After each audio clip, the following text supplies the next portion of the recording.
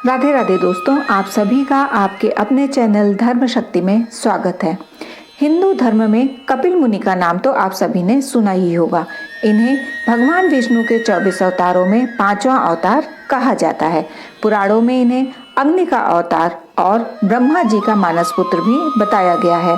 इनकी माता का नाम देवहूति और पिता का नाम कर्दम था। इनकी माता देवहूति ने भगवान विष्णु के समान पुत्र की कामना की थी, जिसके बाद भगवान विष्णु ने स्वयं उनके गर्भ से जन्म लिया। कपिल प्राचीन भारत के एक प्रभावशाली मुनि थे, इसीलिए उन्हें प्राचीन ऋषि भी कहा गया। कपिल मुनि के समय व जन्म स्थान के बारे में पूर्ण निश्चय नहीं किया जा सका है। पुराणों व महाभारत में इनका भी उल्लेख है। कहते हैं कि हर कल्प के आदि में कपिल मुनि जन्म लेते हैं। इन्हें जन्म से ही सारी सिद्धियां प्राप्त होती हैं, इसीलिए इन्हें आदि सिद्ध या आदि विद्वान भी कहा जाता है। कपिल मुनि सांख्य शास्त्र यानी कि तत्व पर आधारित ज्ञान के प्रवर्तक थे। कुछ लोग इन्हें अनीश्वरवादी भी मानते हैं, लेकिन गीता में कपिल मुनि जी को श्रेष्ठ मुनि कहा गया है। इन्होंने ही सबसे पहले विकासवाद का प्रतिपादन किया और संसार को एक क्रम के रूप में देखने का कार्य किया। पौराणिक कथाओं के अनुसार एक बार ब्रह्मा जी ने अपने पुत्र महर्षि कर्दम को सृष्टि को बढ़ाने का आदेश दिया, जिसके बाद कर्दम बिंदुसर तीर्थ के पास जाकर कड़ी तपस्या में लीन हो गए। कहते हैं उस समय तप ही मनुष्य की सभी इच्छाओं की पूर्ति का महत्वपूर्ण साधन था। महर्षि की तपस्या से प्रसन्न होकर भगवान नारायण प्रकट हुए और उन्होंने महर्षि से कहा, महाराज मनु की कन्या देवहूति तुम्हारे अनुरूप योग्य पत्नी सिद्ध होगी। वह कन्या तुम्हारे उद्देश्य की पूर्ति में सहायक होगी। जब महाराज मनु अपनी पुत्री देवहूति को लेकर तुम्हारे आश्रम आए, तब तुम उन्हें देवहूति से विवाह करने की स्वीकृति दे देना। प्रभु श्री हरि ने महर्षि कर्दम से कहा कि कालांतर में मैं स्वयं तुम्हारे माध्यम से देवहूति के गर्भ से अवतार लूंगा और संसार को सांख्य शास्त्र और भक्ति का उपदेश दूंगा। एक दिन महाराज मनु अपनी पुत्री के साथ महर्षि कर्दम के आश्रम पर आए और महर्षि का देवहूति के साथ विवाह संपन्न हो गया। विवाह के बाद भी महर्षि कर्दम अपनी तपस्या में ही लीन रहते थे। उनकी पत्नी देवहूति आश्रम व महर्षि की सेवा में दिन रात लगी रहती थी। राजकन्या से वह अब वल्कल धारणी तपस्विनी बनकर रह गई थी।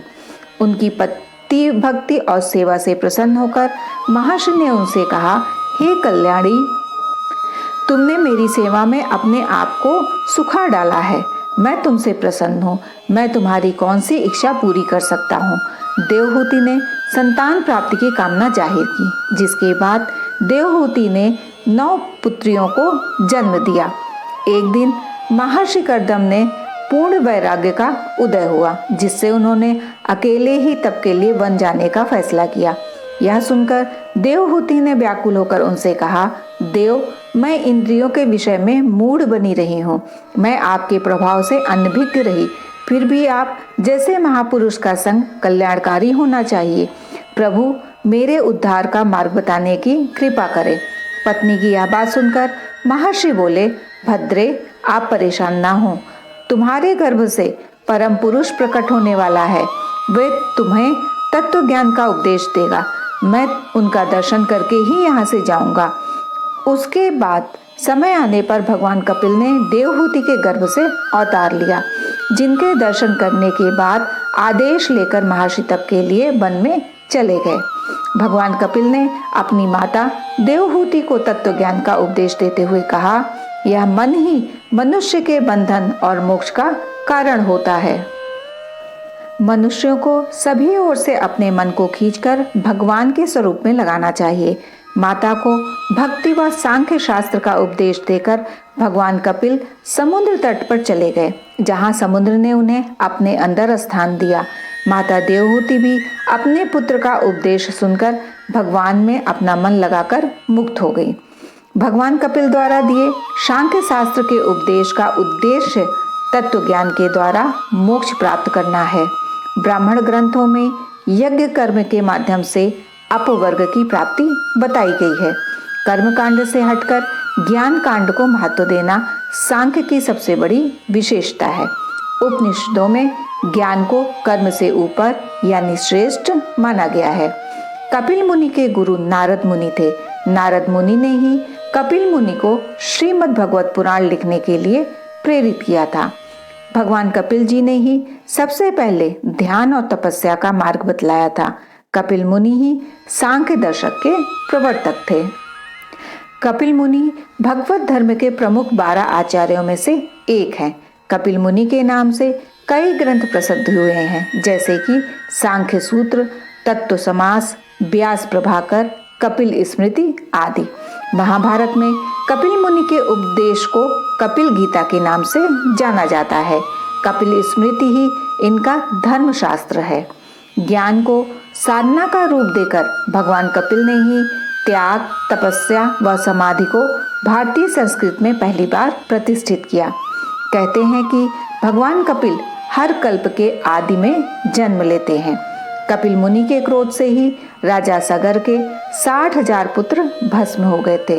रणभूमि में भीष्म पितामह द्वारा शरीर त्याग देने के समय वेद व्यास आदि सहित अन्य ऋषियों के साथ कपिल मुनि भी वहां पर मौजूद थे। कपिल मुनि के नाम से ही कपिल वस्तु नगर बसा हुआ है, जहां भगवान बुद्ध का जन्म हुआ था। कपिल मुनि का जन्म स्थान कपिल वस्तु और तपस्या स्थल गंगा सागर बताया जाता है।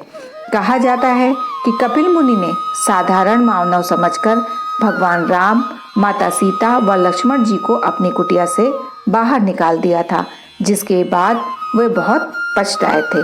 इस प्रकार कपिल मुनि के बारे में विस्तृत जानकारी संपूर्ण होती है। यदि ये वीडियो आपके लिए उपयोगी है तो वीडियो को लाइक करके कमेंट अवश्य कीजिए। यदि आप चैनल पर नए हैं तो चैनल को सब्सक्राइब करके बेल आइकन को प्रेस कर लें, जिससे आपको आगे आने वाली वीडियोस के नोटिफिकेशन समय पर मिल सके।